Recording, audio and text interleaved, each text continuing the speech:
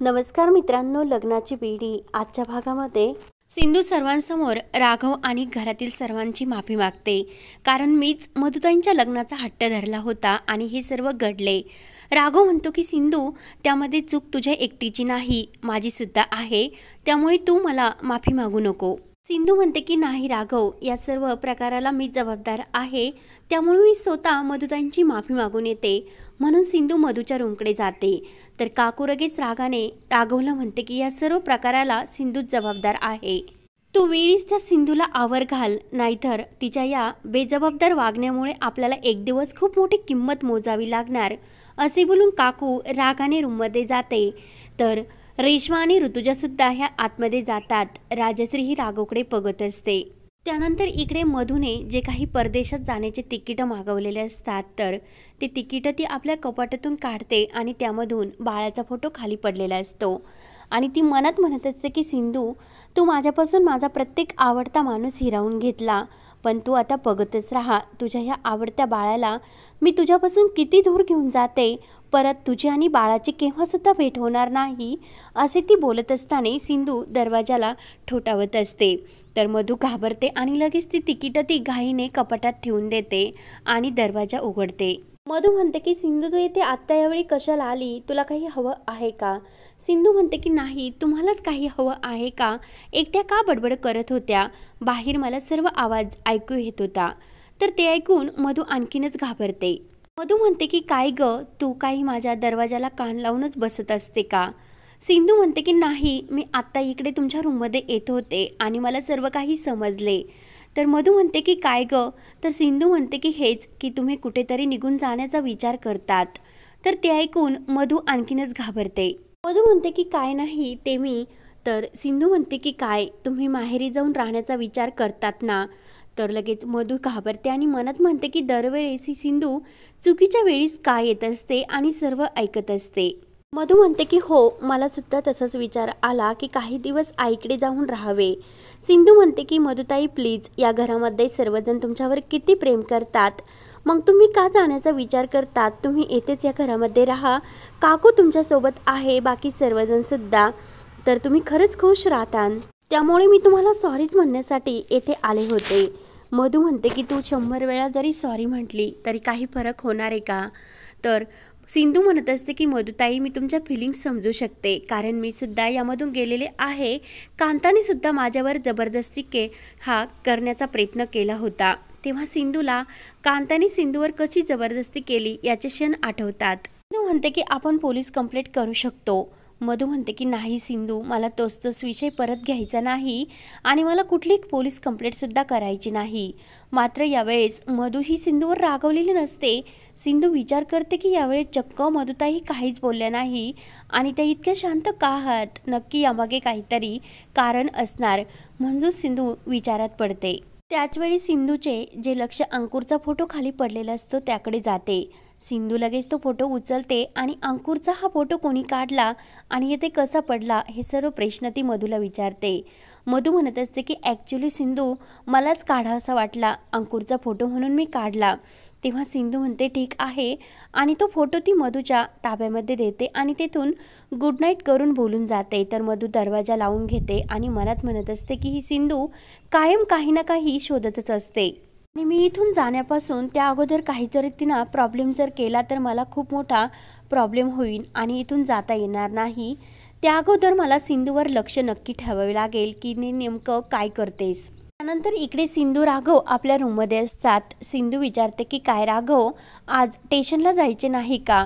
राघव म्हणतो की नाही, तब्येत तर ठीक आहे, पण मूड खराब आहे, घरामध्ये जे काही घडले ना त्यामुळे आज मला पोलीस स्टेशनला जाऊसे वाटेना। सिंधू म्हणते की हो बरोबर आहे, घरामध्ये असे काही घडेन याची कल्पना नव्हती। राघव म्हणतो की दुसरं कोणी असते तर ठीक आहे, पण तेजस असे करील याचे मला खरंच वाटले नव्हते। तर सिंधू म्हणते की राघव, मला राहून राहून असा विचार येतो की खरंच आपण खूप मोठी चूक करतो कारण तेजसला ओळखण्यात। सिंधू म्हणते की त्या तेजसला नक्की पोलीस कंप्लेंट करून पोलिसांच्या ताब्यात द्यायला हवे। मधुताई कितीही नाही म्हटल्या तरी आपण ती गोष्ट करायलाच हवी, कारण आपण चुकतो। राघव म्हणतो की नाही, आपण तसे करू शकत नाही। तर मधू राघव आणि सिंधूचे बोलणे चोरून ऐकत असते। सिंधू म्हणते की जर आपण त्यांना असा धडा शिकवला नाही तर ते उद्या कुठल्याही मुलीवर जबरदस्ती नक्की करतील आणि मधुताईंचं माझं थोडंसं चांगलं बनत नाही, पण याच्यामध्ये मी मधुताईंच्या बाजूने आहेत, कारण कुठल्याही बाईबरोबर जर हा असा प्रकार घडला तर त्याची कंप्लेंट ही करायलाच हवी आणि आपल्यासमोर हा आपल्या घरातच प्रकार घडला, आपल्याकडे पुरावा सुद्धा आहे आणि घरातील सर्वसुद्धा तेजस विरोधी साक्ष देतील. राघव म्हणतो की हे सर्व करून काय उपयोग, कारण मधू स्टेटमेंट द्यायला तयार नाही. सिंधू म्हणते की आपलेच चुकले, आपण त्यावेळेसच मधुताईंना कन्व्हिन्स करायला होतो आणि तेजसला जरी आपण पकडून पोलीस स्टेशनला आणले तरी तो त्याची स्टोरीज तयार करीन आणि आपल्यापासून सुटका करण्याचा नक्की प्रयत्न करेन, कारण आपल्याकडे मधूचे स्टेटमेंट सुद्धा नाही. सिंधू म्हणते की मग करून द्या ना त्यांना त्यांची स्टोरीज तयार, मी तेजसशी नक्की बोलणार. राघव म्हणतो की मला तर तेजसबरोबर बोलण्याची सुद्धा इच्छा राहिली नाही आणि तू सुद्धा त्याच्याबरोबर बोलावे अशी माझी इच्छा नाही. तो म्हणतो की सिंधू कर तू तेजसला फोन, म्हणून सिंधू आपला मोबाईल शोधत असते पण रूममध्ये तिला मोबाईल शोधत नसतो. मधू हे सर्व ऐकते आणि सिंधू आता बाहेर येणार आहे हे तिला समजते, म्हणून ती संपूर्ण फरचीवर तेल सांडून देते. तर सिंधू बाहेर येते आणि मधू ही दरवाजामागे लपून सर्व बघत असते. सिंधू त्या तेल सांडलेल्या जागेवर खूपच घसरते आणि सिंधूचा पाय जोराने दुखू लागतो. तर सिंधू राघवला आरोळ्या देते. सिंधूचा आवाज ऐकून राघव धावतच येतो आणि सिंधूला म्हणतो की सिंधू येथे कोणी तेल सांडले असेल. तर मधूला खूप आनंद होत असतो आणि राघव सिंधूला उचलून आपल्या रूममध्ये घेऊन जातो. त्यानंतर दुसऱ्या दिवशी सिंधू ही रूममध्ये आरामच करत असते. तर राघव तिच्यासाठी जेवण घेऊन येतो. सिंधू म्हणत असते की राघव सर घरामध्ये दुसरं कोणी नव्हते का? राघव म्हणतो की मी नवरा आहे तुझा, काय झाले तुला जेवण घेऊन आलो म्हणून, तर गोड लागत नाही का? सिंधू म्हणते की खूपच छान लागते. तर सिंधू विचारते की राघव सर मधुताई जेवल्यात का, कारण माझा पाय दुखतो, मी सुद्धा आज त्यांना जेवण घेऊन गेले नाहीत. राघव म्हणतो की सिंधू तुझा पाय दुखतो, तुला तर सर्व जगाची काळजी असते. सिंधू म्हणत असते की प्लीज राघव तुम्ही बघून या की मधुताईंना जेवण दिले की नाही. राघव म्हणतो ठीक आहे सिंधू तू जेवण कर, मी मधूकडे बघून येतो. म्हणून राघव बाहेर जातो. तेवढ्यात तेजसचा फोन हा सिंधूच्या मोबाईलवर येतो. सिंधू फोन घेते आणि तेजसला म्हणते की तुम्ही आता कशाला फोन केलात, मला तुमच्याबरोबर बोलायची सुद्धा इच्छा नाही. तर तेजस म्हणतो की सिंधू वहिनी प्लीज एकदा ऐकून घ्या, यामध्ये माझी काही चूक नाही, कारण त्या राणीनेच काहीतरी प्लॅन केला आणि मला त्यामध्ये अडकवण्यासाठी तिने हे सर्व केले. मी तुमच्या सर्वांना हेच सांगण्याचा प्रयत्न करतो की यामध्ये खरंच माझी काही चूक नाही. काल तुम्हाला राणीने जे काही सांगितले ना ते सर्व खोटं आहे. राणीच्या मनात नक्की काहीतरी चालू आहे. खरंच मी निर्दोष आहे हेच मी तुम्हाला सांगण्याचा प्रयत्न करतो. तर सिंधूला ते ऐकून खूप मोठा धक्का बसतो, कारण मधूचा जो काही प्लॅन असतो तो तेजसने सिंधूसमोर आणलेला असतो आणि हा भाग येथेच संपतो. पुढील भागामध्ये मधू ही बाळाला घेऊन पळून जाण्याचा प्रयत्न करत असते. तर सिंधू आणि राघव चक्क मधूसमोर येऊन उभे राहतात.